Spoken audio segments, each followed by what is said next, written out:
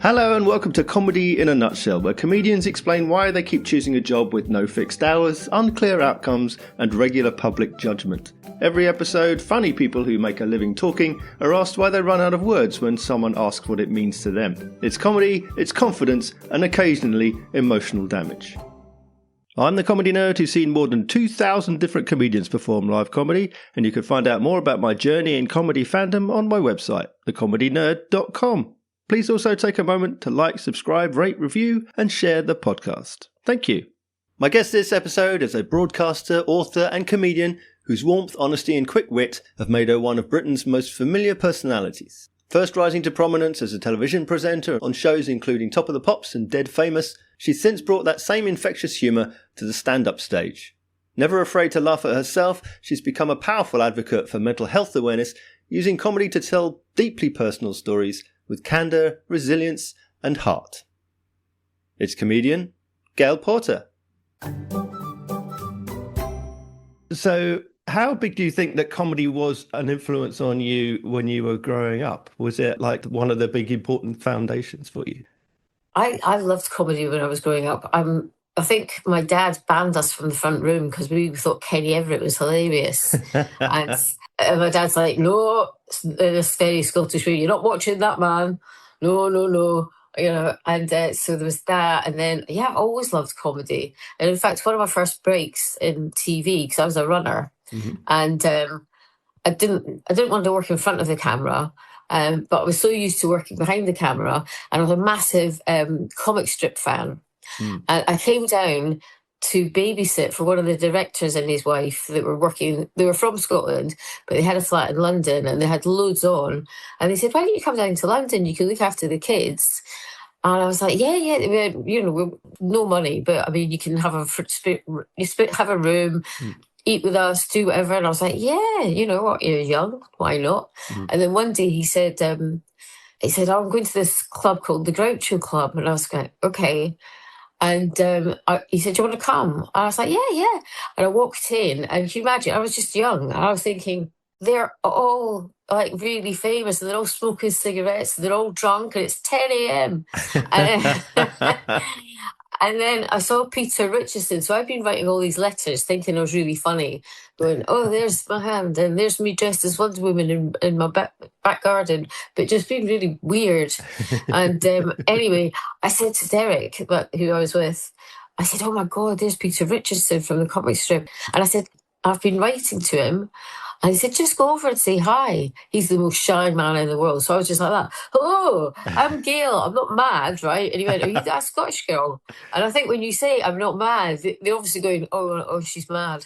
Who is she? And then I said, sorry, I just had to say hi. And he went, you've sent us a lot of letters. And I went, I'm not a stalker either. And he went, do you want to come to the office? I went, what now? And he said, yeah, the office was just down the road from the Groucho Club. And I walked in, and there was only...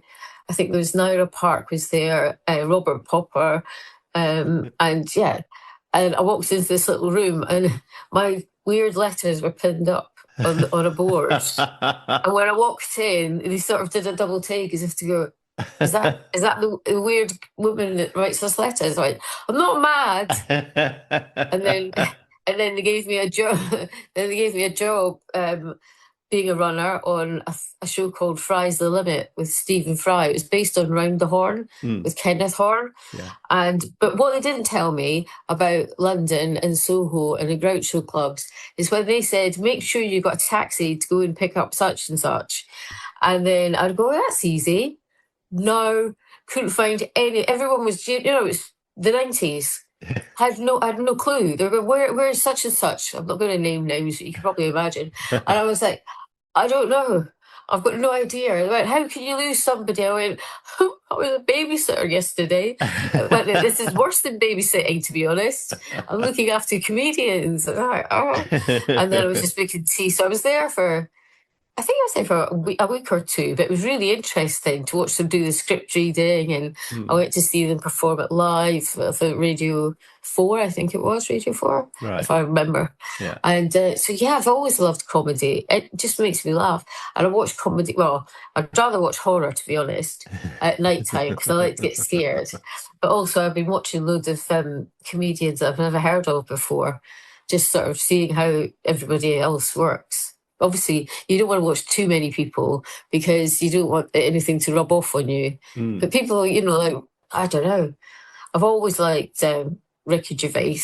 I mean, I know he's a bit of Marmite, but I like him. And he works for the Dogs Trust. And, he gives loads. It gave all his profits from his last tour to animal charities. Yeah. And I've met him a couple of times, and he's just genuinely funny. When he did the Golden Globes, I thought that was one of the funniest things I'd ever seen. Have you seen it? Yeah. Oh my gosh, it was just too funny, and everybody in the audience were just like, and he went, "You asked me, I don't care."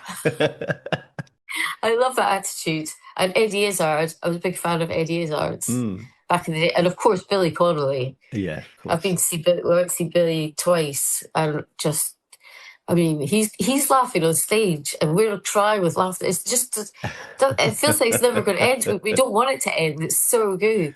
Yeah. And he's so clever. So, yeah. Yeah.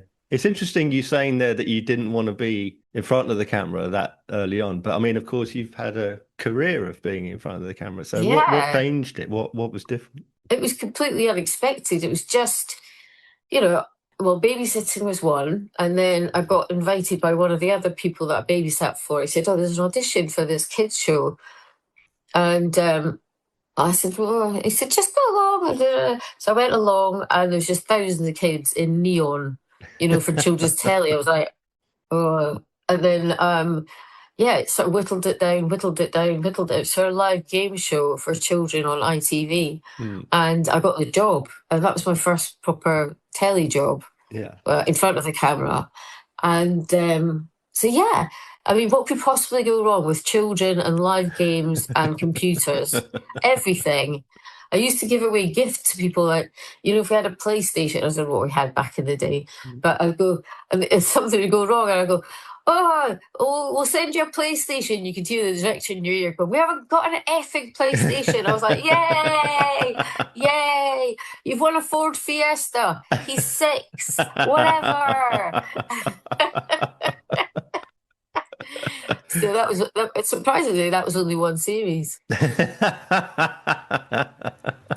And then I went back to work in a bar, I think, and then there's all different things. I was working in Russell and Bromley, B&Q. Yeah, we've all been there. Yeah. But B&Q, they used to go, "Ding dong, could someone from hardware please go to checkout number 1?" I was like, "I'm not going. Not going." And they go, "Ding dong, please, could someone from hardware go to checkout number 1?" I went, "Absolutely no way, it's a Sunday."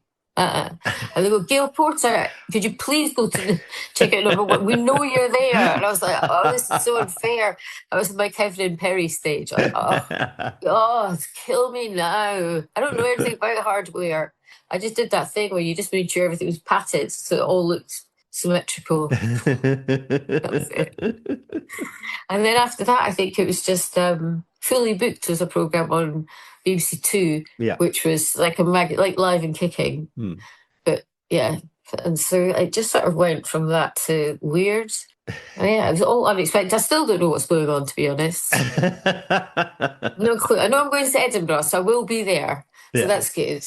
So presenting loads of children's programs, music programs, and then Dead Famous. Yeah. It's quite a change of gear, isn't it? That's what I'm saying, that you're constantly reinventing from children's presenting music TV and now ghosts.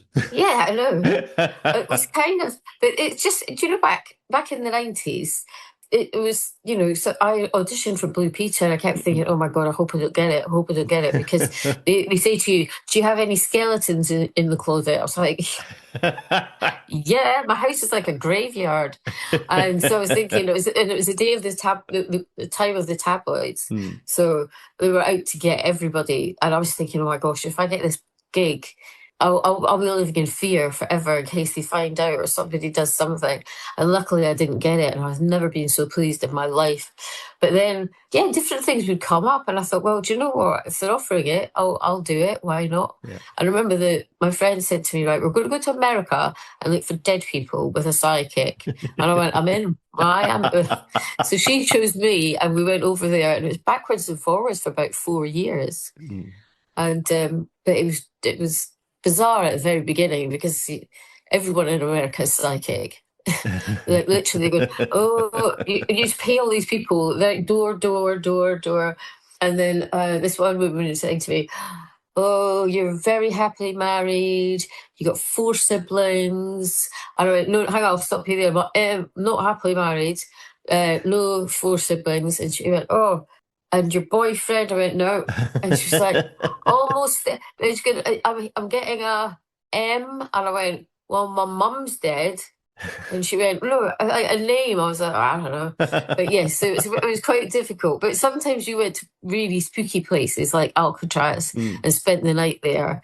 And Lake Tahoe, which is where Frank Sinatra used to take Marilyn Monroe on the underground. So it was nice. There was a lot of history in lots of places as well. Yeah. So, yeah. And then that was weird. Then, of course, my hair fell out halfway through that, I think. And my mum said to me that it wasn't alopecia. I didn't know what alopecia was. And mum said, no, Gail, it's not alopecia. And I said, it is, mum, because I had to go and find out, and I'm getting slagged in the street, and I'm just going to have to deal with it because I don't know what. I didn't know anyone with alopecia. And I thought, right, okay. And she went, no, Gail, it's the ghosts. It's because you're messing with the dark side, so they've kept your hair. And I was like, that's it. There we go. Next time I do a talk to people with alopecia going, anyone got any ghosts in the house? No? Anyone? They've got your hair, according to my mother.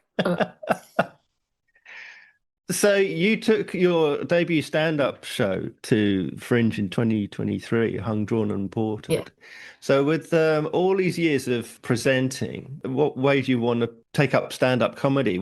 How did comedy suddenly become the thing you wanted to do? I think I was having a mini breakdown or something. I think it's my age. I just thought, do you know what? Somebody just mentioned it, said, oh, you should try it. And I thought, well, that's a terrible idea. But then when I think something's a terrible idea, I'll do it. I just do that sort of thing. And I remember the first time I went to the Secret Comedy Club, I think it was called, in London. And is it called Secret Comedy? Top Secret. That's it, yes. And I remember one of the guys that was working there, and I was nervous. My friends were there. It was only 15 minutes I was doing, but still 15 minutes for the first time. It was really nerve-wracking. Yeah. And the guy that was running the show that night, don't know what his name was, but he went, oh my God, another TV girly wants to be funny. And I was like, but I didn't try it. I was just thought, oh, but the audience were really nice. And then I did the comedy store, just 5 minutes. And there was loads of lovely comedians there, but that's for a charity thing.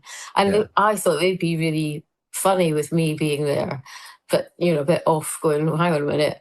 But they were all so lovely and going, oh, right, if you need a pointer that way and just maybe do it, mix it on. I was like, oh my gosh, this is nice, isn't it? Yeah. So I didn't think I'd do the Edinburgh Festival again, but when they said, right, would you be interested? I thought, yeah, you're a long time dead, as my nana used to say. And I get to be home for a whole month. Yeah. But it must be interesting because you've put years in television and then you're effectively starting over once again, reinventing yourself once again as a comedian.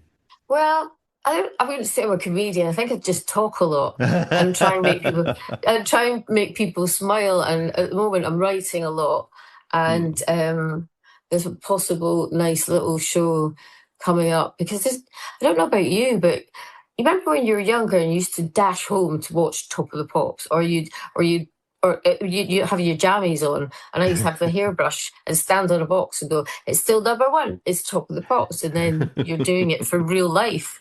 But it used to be fun coming home and you'd have a little dance with your friends and record it on VHS and then watch it again. Whereas now, I said to my daughter, what does everyone watch? I mean, I just watch Netflix and Apple and HBO. She just listens to music. She went, there's nothing really. We attempted to watch Love Island because I said, I need to see what this is all about because everyone talks about it. And we lasted about 20 minutes. And even then I was like, what? And these phones that ping and they go, do something sexy to the person to your left. And they're like grinding and stuff. And not like grinding food, but they're like grinding each other. And I was like, oh my God. Oh, and their parents might be watching. Oh, no. And I don't think I record anything, apart from House of Dragons. Yeah, and any sort of horror film. But yeah, so I'm at that age of my life. I think I am just sort of not reinventing, but just liking change and liking a bit of a challenge. Yeah. And, it's much easier now to say no to, do you want to go and sit on a morning television program that won't pay you and just talk about the fact you've got alopecia. I mean, for 22 years, get over it. It's fine. It's always the same. How are you? Doing that nod like that. How are you? I'm mad for me, but I want a BAFTA for it, so back off.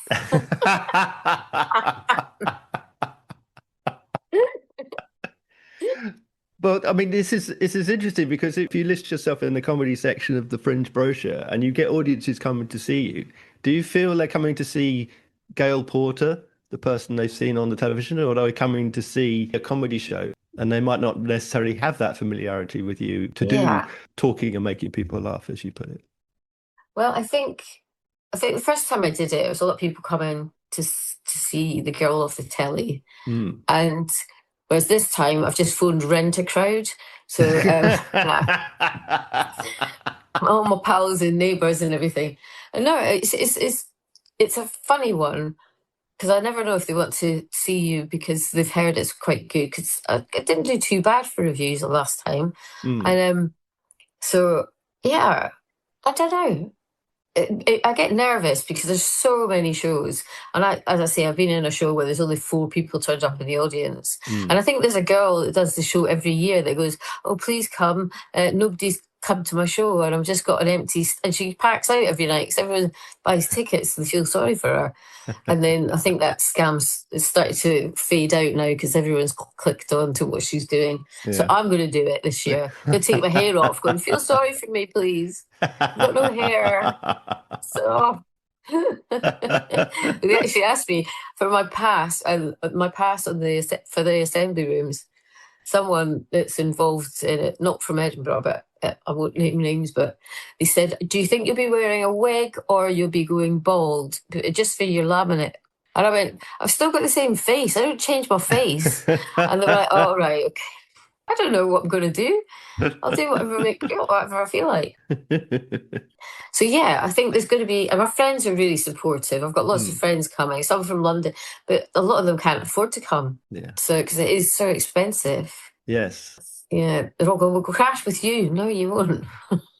Yeah, I read an article from last year. No, from 2024, actually, because in 2023, as I say, you debuted and then you were going to go back 2024, but then you said that you couldn't because of the rising costs. Yeah, it's just too much. Yeah, it was way too much. And also, I had a couple of big jobs down here, and it was either lose loads of money, because I was very fortunate, as I say, that first time I did it, because I was looking after flats. But even then, I just broke even. So that's the thing. I think people think that you're doing a show, and I mean, if you're a big name, you're obviously going to make some money. But for me, yeah, the ticket money goes to pay the assembly rooms, and you know, you get to eat and pay for your accommodation. But do you know what? It makes me feel quite young and fun and just nice. I like it. But it's a bit busy though, isn't it? Yeah. It's really busy. Yeah. Yeah. That's the only thing. When you're small, I can't really see much, you know, to the street performers. When everyone's crowded in, I can't see anything. But, you know, one of my friends is coming. She wants to do all the sort of, she wants to do the touristy type stuff. So I said, right, we'll do haunted. We can do haunted. We'll go take it to Greyfriars Bobby's graveyard in the middle of the night. She'll be terrified if I go with her. Yeah. And everybody stop rubbing his nose, for goodness sake. How many times did you have to repaint poor Greyfriars Bobby's nose? Yeah. Wee doggy. Yeah. It must be interesting side of it because as a resident, Yeah. to see the Fringe year in, year out happening around you, and then being a guest of the Fringe, and then being a performer at the Fringe, that change in experience must be quite fascinating. How has your experience been of the Fringe broadly? I remember I took my mum, like when my mum was alive, we used to go all the time. Mm. And I took my daughter as well. In fact, it was my daughter who was the worst one. I mean, we had a great time, but we had a spare afternoon. Well, not a spare afternoon. I had 2 hours, and we hadn't got tickets for that 2 hours. Hmm. And we went. My daughter Honey just put, "Let's choose that one," and just pointed at a poster. And I went, "Yeah!" And so we went and sat the show, and there's 4 of us in the audience. And I'd actually gone. I was working on a show with the lady that was doing it, and she was playing all the different characters herself, which I always find a little bit awkward. And also, I pulled out of the whole thing because it was a mess. And then my daughter's like, "Mum, can we leave?" I went, "Well, the guy next to us is asleep. So if we leave, it'll just be one old man who's asleep and the old lady next to him. And then we've just a runner." I said, "No." So we sat there for about 2 hours like that. Oh, don't even know what it was about. It was that bad. I was like, I don't know what it's about. So we're not going to do that this year. I think I'm going to, well, it's just because my daughter's, she's not coming up this year, but it was her first sort of big Fringe with just me and her. Yeah. So, but she had a ball apart from that. Yeah. But she does like dining out on that, sorry. Last time I did it, I absolutely loved it. Apart from they had this thing, I did love this thing eventually, but they had this thing where some comedians were going up at the Playhouse in Edinburgh, where I went to see the Crankies. No, that's the Kings. No, the Playhouse in Edinburgh, I went to see Madness there, Susie and the Banshees. And then, my mum took me to the Kings to see the Crankies in pantomime. Anyway, but yeah, suddenly, so I'm standing there and there was Jason Byrne and there's all these great people going up in front of me. And then suddenly they had my name up and everything. And I went onto the stage and loads of people were from Edinburgh and they were all going, "Yay, wee man, yeah." And I was like, oh. It was a real moment of just thinking, "Oh, thanks for coming." And I was so pleased it wasn't for long because I was getting a bit overwhelmed. But no, everyone's been so lovely. But it's just, I'm getting old now, so I can't stay out too late. And I don't want to eat chips, so they're still just selling chips at the Edinburgh Festival. Every second van is a chip van, but not proper Scottish chips with salt and sauce. So, I've got my own kitchen, so I guess I'll just have to do Sainsbury's run or Lidl or so on. I don't know. So what about your show this year? You're returning to perform at the Fringe. As you say, it's been 3 years. Your debut shows, as they so often are all these personal stories. What are you returning with now? What is your sophomore show all about? Well, there's more personal stories, and because I've been working up in Scotland, and there's going to be spooky things too.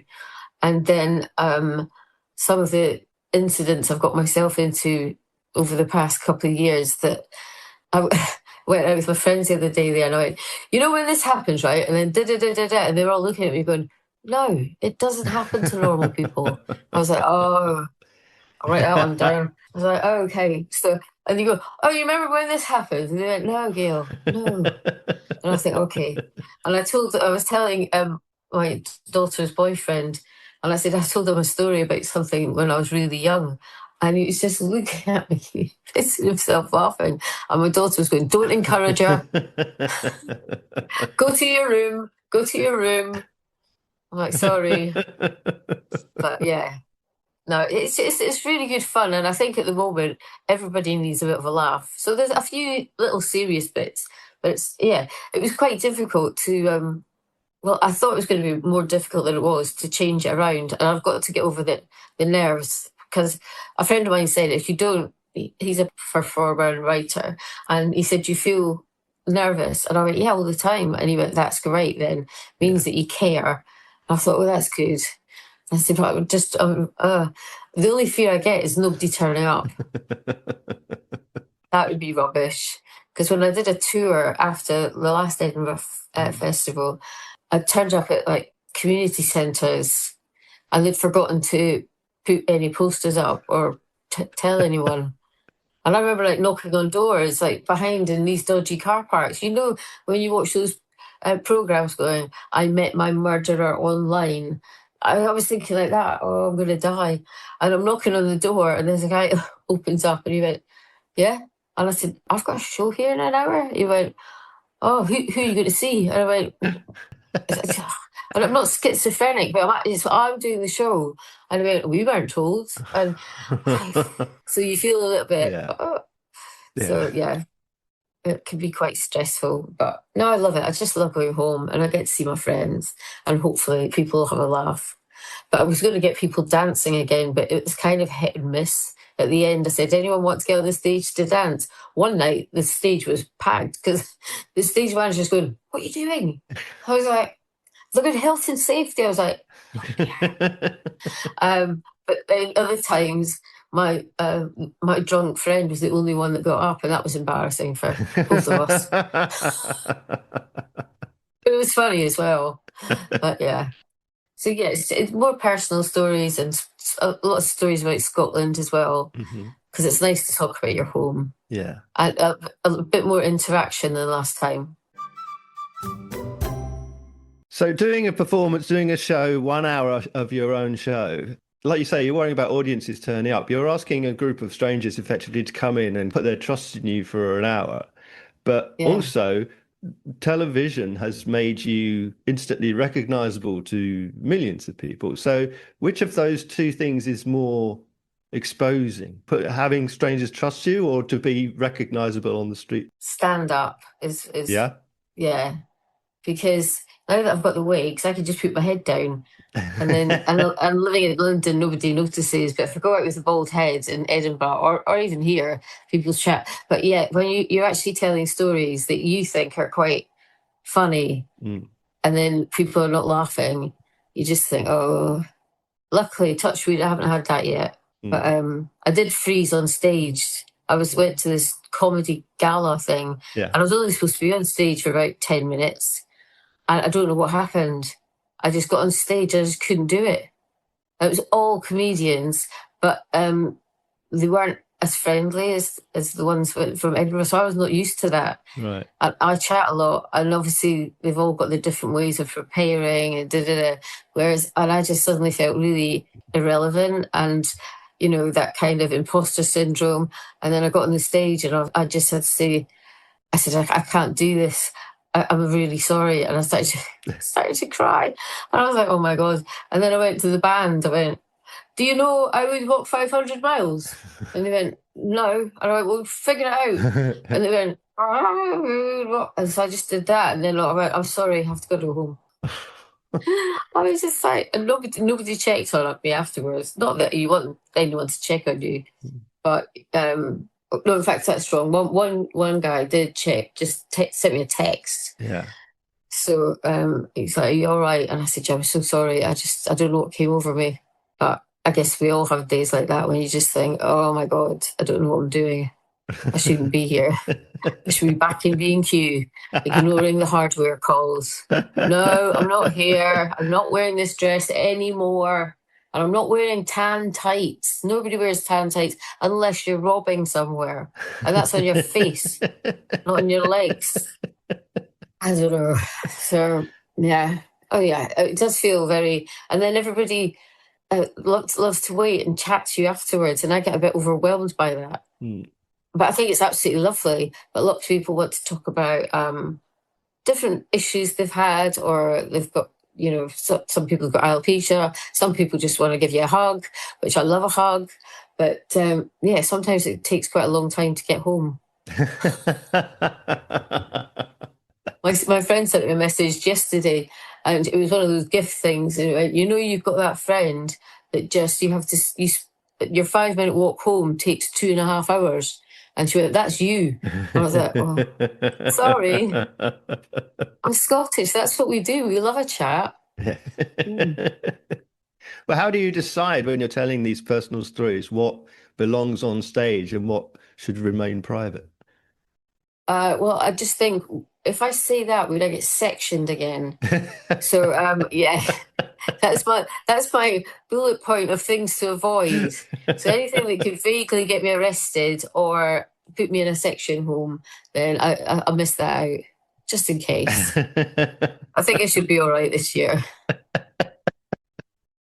But does telling jokes about these experiences change the way that you perceive them for yourself?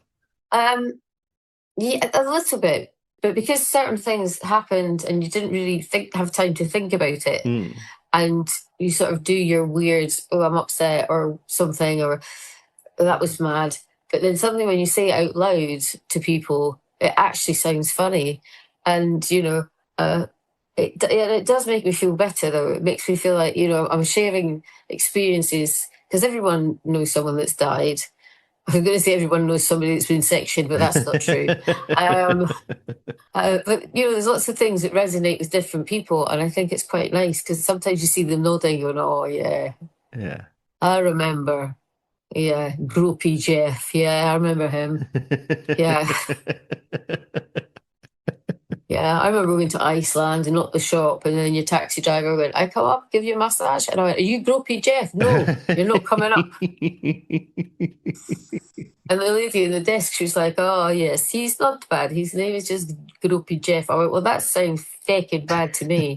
I'm not being funny." And then I went to bed and I was like, "Do you have any pots and pans?" And she's going, he can't get in. I was like, "I'm not going to hit him. I was just going to leave him at the door just in case he tried to break in." I just punch him when he came in. I'm not going to hit him with a pan. That's another normal thing. I'm working on cruise line ships. Mm. It's just too much to try and fit in. And I tend to do it because I've got insomnia. So I tend to just sit, and things are funnier when you're exhausted, when you're so tired and you think, "That's hilarious. Remember when we left that 10-year-old at a service station when we were on a bus to go to Spain? We had to go back and get her." It was a thing. And my mum, the poor soul, she's crying in the service station, and all the adults in the bus every year. Oh, it's like 3, 4 years. Oh, bloody nightmare. But they said, "You're going to Spain." We're going, "Yeah, on a bus." Gosh, why? Because our neighbour had a bus company. But yes, so we left her and we had to go back to get her. And yeah, my mum was going, "Look, she's no deed, it's fine." I was like, "It's not fine." She went, "It's character building." I was like, "It's child abuse. I'm 10. She's 10. You sent me to school with a can of McCune's lager because you thought I was a Coca-Cola. And I got taken into the headmaster's office when I was 10. It's not normal. It's just not normal. You said about your first show being quite well reviewed. How do you feel about criticism and feedback like that, or heckles in the room? How do you feel about what other people have to say about your performance, your art, your stories, your life? Does that influence you? I think with this stand-up, it does, because I'm new to it and I take things quite personally. But if I read, well, in fact, I don't see anything that I've ever done or read anything about me because I've went through the whole hacking thing and tabloids outside the house and just horrible things. And you just think, I've done my crying and, walking up the street thinking there's somebody outside my house. There's someone.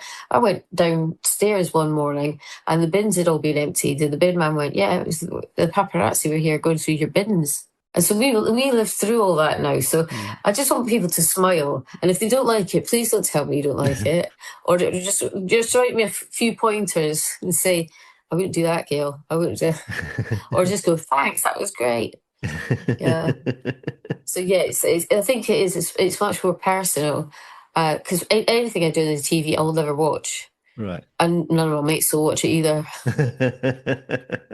So I don't know if it's good or not. Don't even know if it's been on. apart from the other week there, my friend phoned me up. She said, "Are you watching BBC Four?" And I said, "No, I'm watching horror films."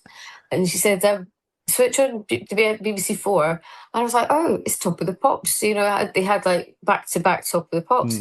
And it was me presenting 5 of them back to back. It's like I was dead. I was like, I was like that. Am I still here? Something happened. Do they know something that I don't know? And she's like, hilarious. It's like literally like getting ready for your death. And I was like, oh my God. So yeah, I didn't watch it. I was just like, I can't believe it. Yeah, I do panic when things like that happen. Oh yeah, you've been on telly all day. And I was like, I haven't done a telly programme for ages. Well, I've done some sort of nostalgia thing about you. And I was like, I'm not dying. But there you go. Hope we've got more to reel out when I actually do die. I want it to be a bit more fun than that. Well, taking up comedy then, what about it is not what you expected? What surprised you? I don't think much surprised me because, I've been a big fan of comedians and I've been at the Edinburgh Festival as a guest or just a punter, and I've watched people die on stage, and I've watched people, and I just thought, I've chosen to do this. So, it just, I don't know. It doesn't surprise me because I think, working in TV, you take such a lot of flack. So if someone gives you shit on the stage, you won't see them ever again. Someone puts shit in the papers, then people will be talking about it. They do, unfortunately, for ages and ages. And you just think, oh, God, why are you even writing a story about me? There's nothing to write. Yeah. So, but I do love it. I do love doing comedy. I do like talk. I just like talking. I was in the other night there, my daughter, because she doesn't live here, but she comes once a week, twice a week. And I was sitting chatting away to my cat. And I was like, no way. I was like, blah, blah, blah. And she'd come in, but I didn't hear her coming in. She went, Mum, who's in the house? And I went, no, why, it's just me. And you went, oh my God. Who are you talking to? And I went, Ziggy. And I went, the cat. And I went, well, she's here. She said, that's not normal, Mum. I was like, okay. I said, but she listens. She's got no option. She's a house cat. She can't get away from you. Yeah, poor thing. Do you find the contrast with live performance as opposed to television recording or radio interviews or what have you, the contrast in energy, the feedback in the room? Oh, yeah. Do you find that is energizing, reinvigorating, inspiring even? Yeah, I love doing anything live. It's just because, you know what, if you make a mess, you can't just go back and do that. I quite enjoy it, but I'm very conscious because I did swear quite a lot on my last one. And then if my cousin had brought my Uncle Melvin, and I didn't realise until I saw my cousin, I was like, and I said, oh, effing whatever. And Uncle Melvin was like, now Gaily Pops, no.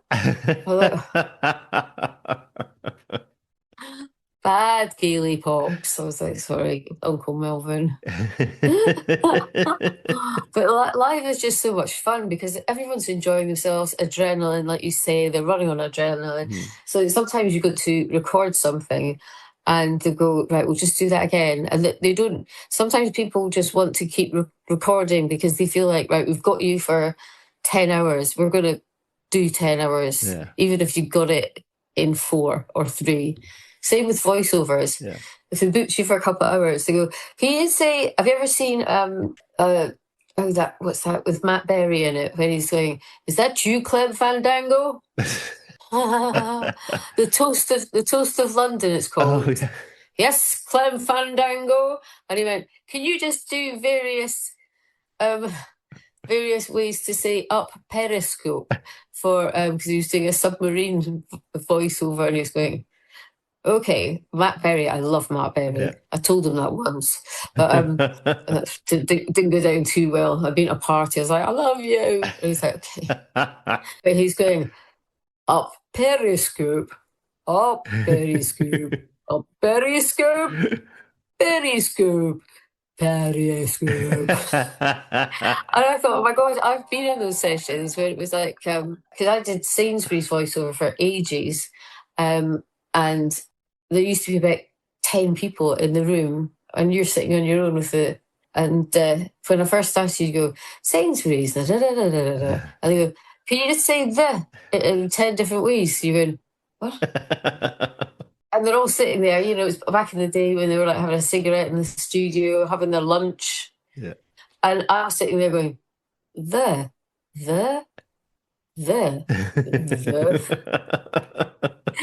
Thinking I've gone mad. I just think, you know what?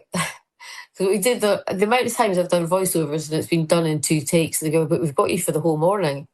I was like, do you want to go out? We can go for breakfast or something. Like, no, better just stay and use the whole morning. I said, it was only one line. That was it, one line. But yeah. But live is just so much fun. Yeah. So much fun. You get so nervous, but once you get on to do whatever you're doing, especially if you've got a crowd with you, because I do lots of like panel-y type things with the charity work, and I try and keep it up a bit because, you know, I have been homeless. I talk about homelessness, but it's very serious. Some of the panel people that I work with are very serious. I don't even know what they're talking about. And I was the homeless one. So then I'll just try and make light of it and try and not mock it, just saying, do you know what, I've been there and you guys haven't. Yeah. So, and I know you want to help. So yeah, I just try and lighten things up a little bit. Yeah. So now that you've started doing comedy, do you still watch comedy the same way? You talked about some of the people that you've been to see, but are you now looking at the way they put jokes together, or are you able to just be entertained? I watched one yesterday, which I'd recorded, and I didn't enjoy it. But that, I know it's terrible, but it makes me feel a bit better. You shouldn't say that. I mean, it was funny enough, but different. Everyone's got different senses of humour. That's the thing. Yeah. So it's very difficult. Some people are going to think. Some people thought he was funny. You heard a few gasps in the audience, and mine is like a hug a bit.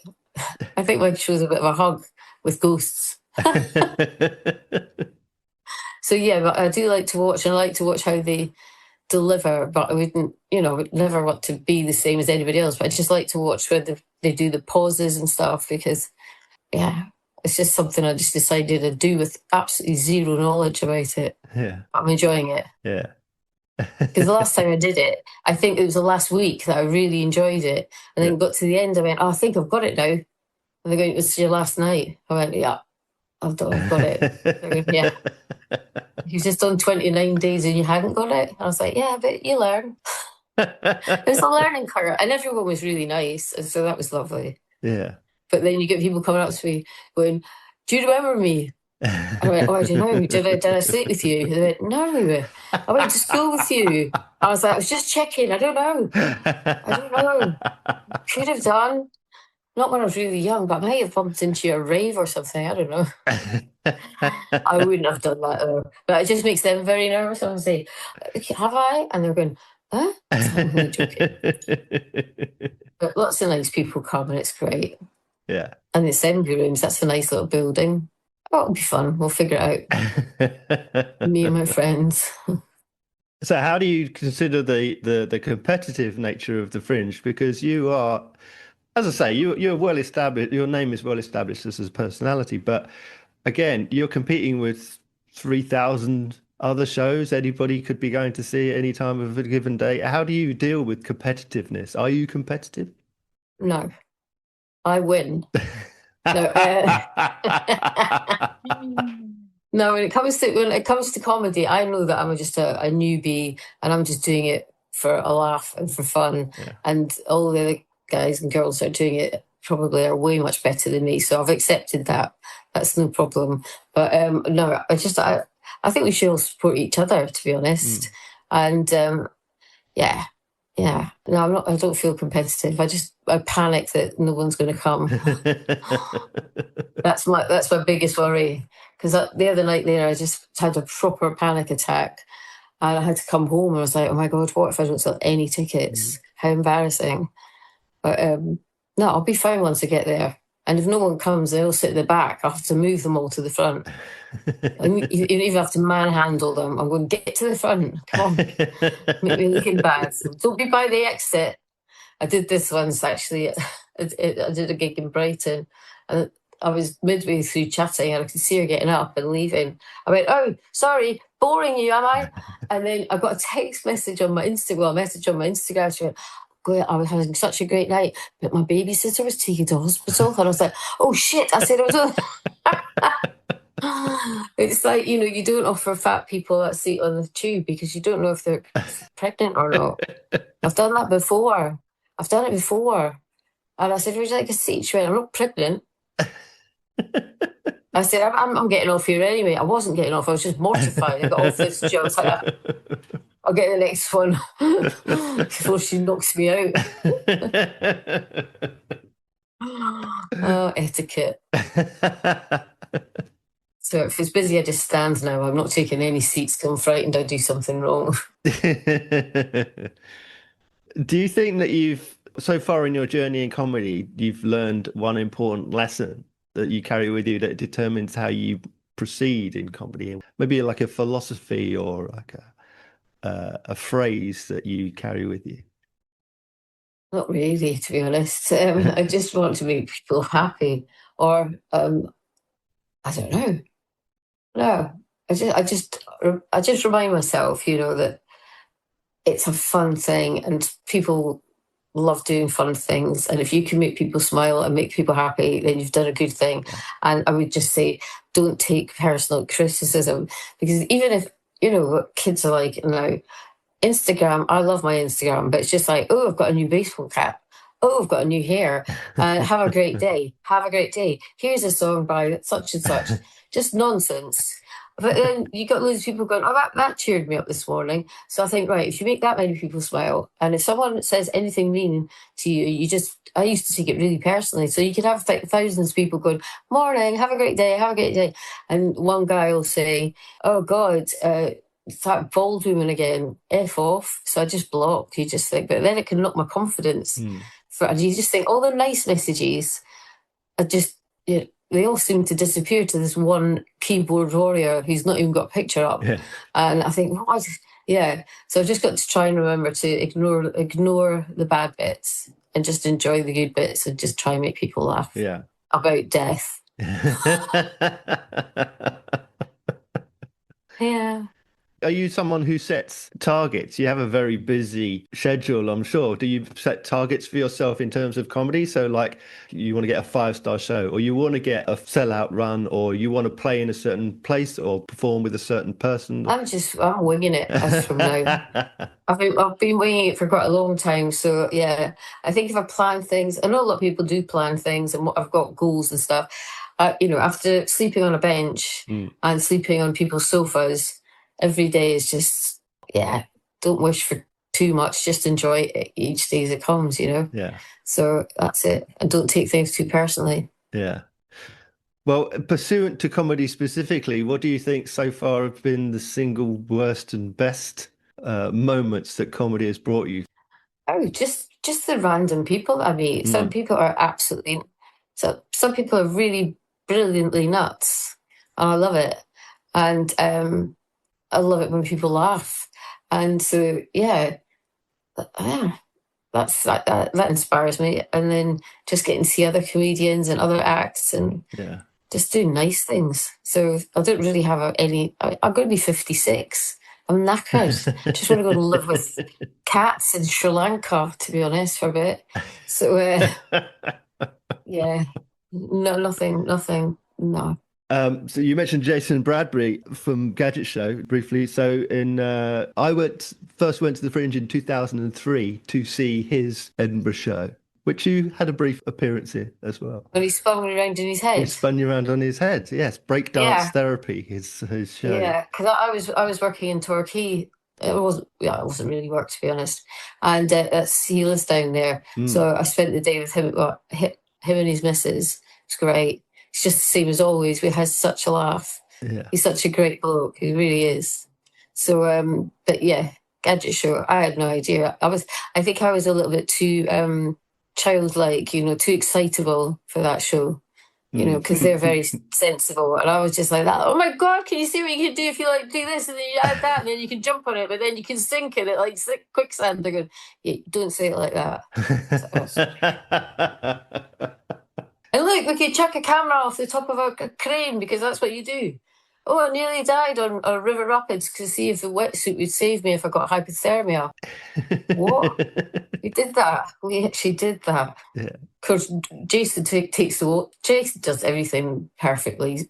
He's fit and he can, he can do the surfing and all the rest of it. Me, I get into the canoe, but it turns upside down. And I've been given all these things about how to stay safe, and I can't get up. And they have to come and rescue me while I'm going down the River Rapids, and it's some sort of built-up place like Birmingham. And I was like, oh God, please don't let me die in a built-up River Rapids thing in a wetsuit that's way too big for me. And Jason, by that point, I think, had taken his wetsuit off, gone for lunch, and I was still like, whoa, I'm going to die. Just leave her, she'll be all right. She's Scottish.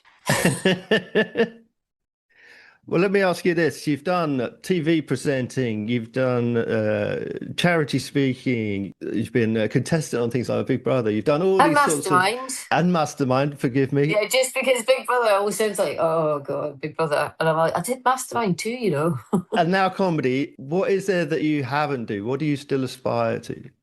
Quite like to do something, I don't know. I've been pretty lucky because I did Wish You Were Here, so I did lots of travelling. And I've done bonkers things down here in London. And I just aspire to keep a roof over my head and make sure that my friends are okay and make sure that my daughter's thriving and try not to embarrass her. So that's probably my goals in life. Do not embarrass your child. But yeah, I don't know. Maybe a bit more travelling at some point, because I've not been on holiday for about 5 years now. It's just because of it being freelance is not anything other than that, because you think, oh, if I go and then I don't come back and there's no work, or I shouldn't really stress about these things. I should just go for it. So maybe after the Fringe, I might do a bit of that, travelling, or do something nuts.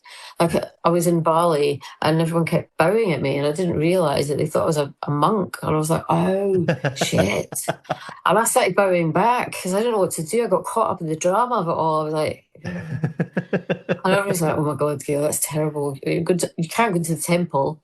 I'm like, has anyone got a headscarf? So, yeah. Life goals, stop speaking to Hare Krishna on Oxford Street. I don't want the books. They think I'm one of theirs when I don't have my wig on. One of theirs. They do. Swear to God, they think I'm one of theirs. And I'm like, yes, I know. Ding, ding, ding, ding, ding. No, thank you. Yeah. So how can people find out all about you and where they can see you performing? I've got no idea whatsoever. I think... my Instagram is I am Gail Porter, and it's not because I'm a wanker, it's because somebody else had Gail Porter. So I put I am Gail Porter, all one word. So let me ask my final question then. How, Gail, would you sum up comedy in a nutshell? If it's a good comedy, it's a massive hug and it's a wee bit medicine to make you happy. Yeah. And forget that outside world for a bit, because we need to. And comedy's the way forward, unless it's like a really shit show. Send one of your mates, if you're not sure, say get your mate a ticket and go, oh, I got your ticket, but I can't go on the same day as you. But then she'll come back and go, oh, that was shit. You go, oh, I didn't really buy myself a ticket, I was just testing you out. And you didn't like it, so I don't have to spend... I don't know. Just as long as it's good comedy, making people smile, and don't take yourself too seriously, because the world is a bit of a mess at the moment. Yeah. And we need anything. And Edinburgh's just so... everything about it's lovely. And the weather was lovely when I was there last time.